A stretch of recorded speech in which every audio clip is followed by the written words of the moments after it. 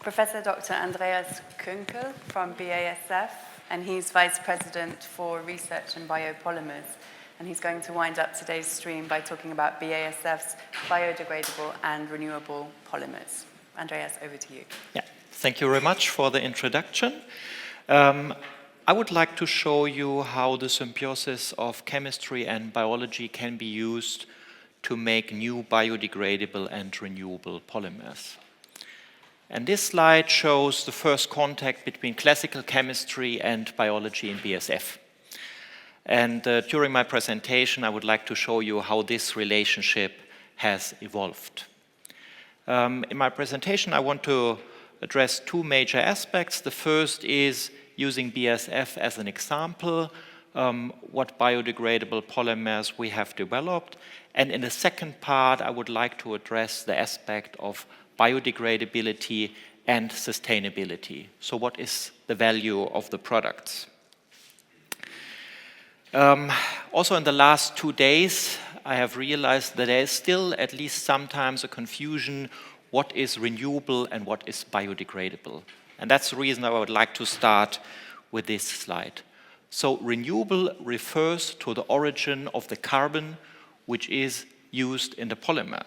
And this can be either fossil-based, here indicated in gray, or it can be bio-based, indicated here in green. Biodegradability refers to the ability of microorganisms to metabolize the polymer into CO2, energy, and water. So the same what you are going to do with your dinner tonight, and I see that at least some of you are desperately looking for this, the microorganisms are doing with the polymer. And this is very important to keep in mind. And the microorganisms do not care about the fact if the carbon has a fossil origin or a bio-based origin. They only ask the question, is it possible to cleave the bond and to metabolize the derived intermediate? And that's the reason why also fossil-based polymers can be biodegradable. I think we have heard a lot about the different developments here, and therefore I only want to address some of the aspects here. You see here some selected examples of bio-based monomers and polymers which have been developed in the last years.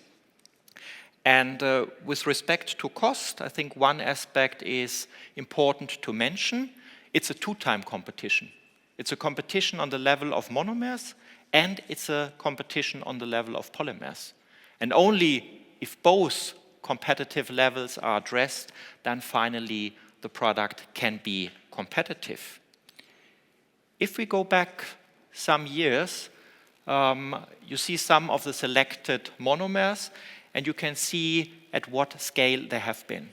And in 2006, the majority has been in lab scale. 6 years later, the picture has drastically changed. And it's not only the scale which has changed, so many of these monomers are now on the way to the production scale, but also the number of companies has significantly increased, and the way the companies work together. And in many of these examples, you find at the end a triangle. You find a triangle of a raw material producer, of a technology company, and of a big chemical company. And this has changed the game. And one important indication of the development is that a lot of the big chemical companies are now underway to invest in world-scale production capacity. And at least from my own experience in BASF, I can tell you it's a different thing if you want to make some research or if you want to get the approval of the board of directors for a world-scale plant. And if this happens in a big chemical company, this is the most important sign that something changes. What are the reasons for this? One reason is that we now much better understand biochemical processes of microorganisms. And to illustrate that, I've just shown here what is the amount of base pairs you get for $1. And you see that starting with the year 2000, there was a drastic change. And this has resulted, combined with a much better bioinformatics and automation, that we are in a significant way today able to understand metabolic pathways of microorganisms and then can transfer these into industrial scales. And also in the last 2 days we heard a lot about cost competitiveness. And to address this aspect, and knowing that a lot of you are chemists and engineers, I want to make a little excursus into biology. To make a bio-based monomer, the microorganisms have in principle 2 ways. The first is an aerobic pathway, so the same what we are doing. We're using oxygen and oxidizing the carbon, which results in a high energy yield, which is shown here. But, and this is a logic consequence of the pathway, that the yield is not very high, only approximately 50%. In the anaerobic processes, like lactic acid or succinic acid, the energy yield for the microorganism is quite low, but the yield of product is extremely high. And that's the reason why the chemical industry likes preferably these microorganisms. And to illustrate that, also you can do both ways. If you drive very relaxed on the beach with your bicycle, you're doing an aerobic fermentation. And if you try to go to Alpe d'Huez, then at a certain point of time, your muscles will switch to lactic acid. And that's the point when your muscles start to hurt. So we can do both ways, and for the chemical industry, the right way is the better way. So what is the consequence of this picture? And I try to illustrate that here, and addressing the question, what happens with 1 ton of sugar? And you see here 4 important biopolymers, and what we can see here on this axis are processes where the yield is relatively low. If you look at bio-based polyethylene, the yield is below 1/3 of the carbon you put in. And if we go to this axis here, lactic acid and the succinic acid, the yield of polymer is extremely high. And this is related to the fact that the yield in the fermentation process is very high. And these bars here indicated the capacity which is announced and which will build. And you can see here that, of course, the activities in polyethylene are very high despite the carbon yield, but this is related to the fact that it's a very simple drop-in solution. And what we can see in all the areas of biopolymers is that in many of these processes there is a combination of classical chemistry and biotechnology as drop-in solutions as preferred option. Another question which is addressed, what is the value of a bio-based monomer? And in principle, a bio-based monomer is not better or worse than a fossil one. But it can offer 3 potential advantages. First, it can offer new performance characteristics.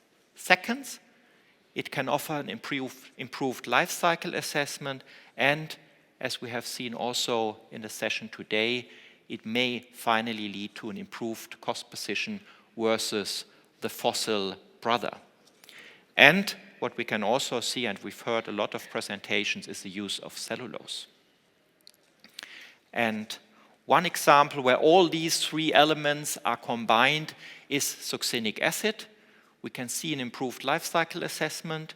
We expect that the cost position will be improved, and they offer an opportunity to come to products which before have not been accessible. For example, here, heat-resistant biodegradable polyesters. In the next chapter, I would like to address a little bit what is BASF doing. The product we have brought to the market is called EcoFlex, and what you can see here, it's a kind of a Lego system. So we have different monomers which are combined, and in principle, what you can do also with Lego, you can replace one Lego piece, or you can increase the amount of the Lego pieces. And this can be done, and we are doing this, for example, with succinic acid. And the consequence is of this that on the one hand side, the mechanical properties change as well as the biodegradation behavior. So it's a toolbox to extend the portfolio. If we look on the performance characteristics of these materials, you see in this slide the stiffness and the flexibility of certain polymers, and it shows also as long as you want to be biodegradable, with this exchange you have certain limitations. You cannot come on the level of a PBT or a polystyrene. So that's the reason why we are doing compounds out of a stiffer material, in our case polylactic acid with the PBS, and this gives us an opportunity to generate a product portfolio of polymers with broad mechanical performance characteristics. So, for what purposes are the materials used? I think the first generation of materials have been classical film applications, using as mulch film or using as aforementioned shopping or organic waste bags. And the next generation of materials are different packaging solutions, addressing different new characteristics, where also we have the possibility to combine different materials, for example, paper and biodegradable polymers. Both are bio-based and both are biodegradable. Next chapter, I would like to address some aspects of biodegradability. And what we have heard also in Francesco's presentation, if we look at soil and marine, these are very challenging habitats. And the reason is they are not controlled. We have different soils. The soils here in Switzerland is different from the soil in Brazil, and the conditions are changing during the year. On the other side, we have controlled processes, like the traditional composting. What is emerging is the anaerobic digestion and wastewater treatment. But we have different conditions concerning the oxygen, which results in different microorganisms which are active in this process. And just to remind you how this process takes place, the microorganism wants to degrade this polymer, but of course for the microorganism the polymer is very big.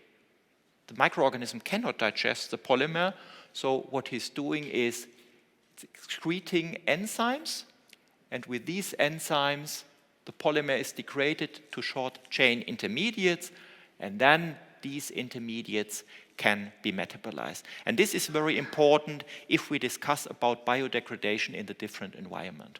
Also, for example, with marine. You need the microorganism, you need them in a certain amount, and you need the ability for them to excrete the enzymes. What we are doing is, on the one hand side, we are investing in the basic understanding of biodegradability. So we are asking the question, why is a certain polymer biodegradable and others are not?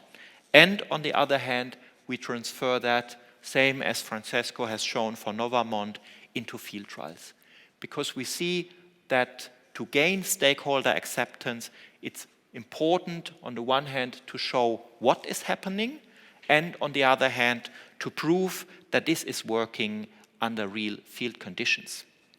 And just to show you here an example that the EcoVio bags are fully degradable under different composting conditions. One aspect which becomes more and more important is the anaerobic digestion. And the reason for that is that composting in principle is the cold incineration. So we lose the energy which is covered. And by transferring first this to methane, it's possible to capture the energy, and this energy then afterwards can be used either by transforming into electricity or in heat. In the last chapter, I would like to address some aspects concerning sustainability. So just to remind you, we have different pillars of a sustainability assessment. It's the economy, it's the ecology, and one aspect which becomes more and more important is also the effect on society, and this is something which is under development. Just to remind you, it's necessary to analyze the complete life cycle from the raw material until the end of life.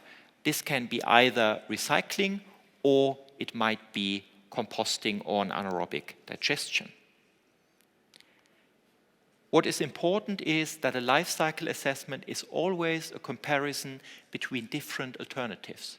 It's not a question if something is good or bad, it's the question which of the alternatives is the better one. And what we see is that we sometimes have processes which are very good cost position, then you have to improve the life cycle assessment, or what we see in many cases of new developments, that we have a good environmental footprint, but the cost position has to be improved. So at the end of the day, it should be in the right top. We have performed a case study, and we had already a lot of discussions also in the afternoon presentation. And what we have done in the study is to investigate if a biodegradable bag is first used as a shopping bag and afterwards as an organic waste bag, what is the value of this? And in the base case, we have just assumed that the amount of organic waste which is further collected is more or less the same. And we have done also studies which show that if these bags are used, the amount of organic waste which is collected and then can be used for composting is increased. So this is our vision case.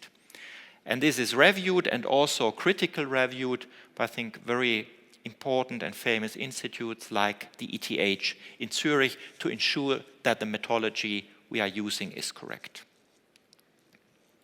And this is a result of the study.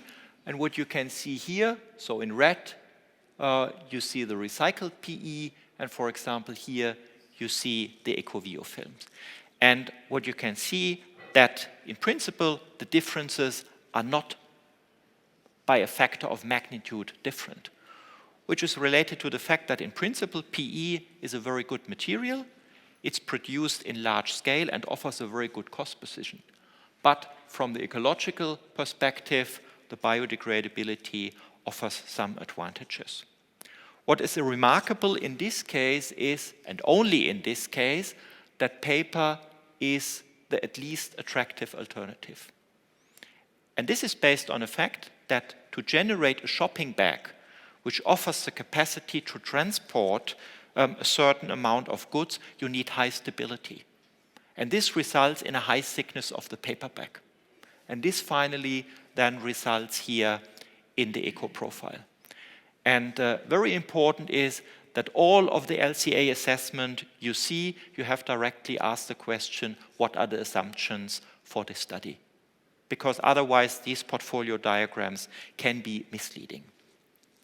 If we move forward to our vision case, the attractiveness of the biodegradable solution increases, but always in the combination with organic waste management.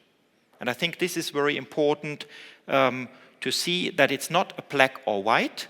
A recycling of a material can be a very good alternative, like we see with a PET bottle. For organic waste treatment, the collection in a biodegradable bag is the more attractive alternative. So to summarize that, what is our concept for packaging?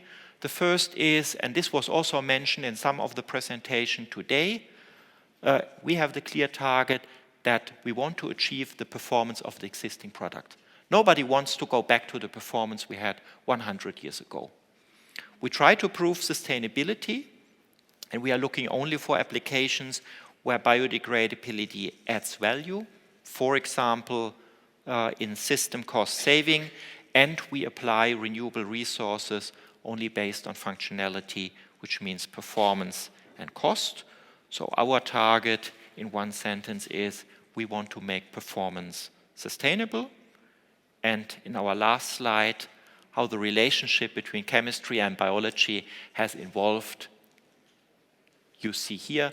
And I think this is very important for the industry, and I see that in all the presentations I've heard in the last 2 days, that the collaboration between different disciplines and between different players in the value chain is a very important aspect to bring the business forward. Thank you very much for your attention.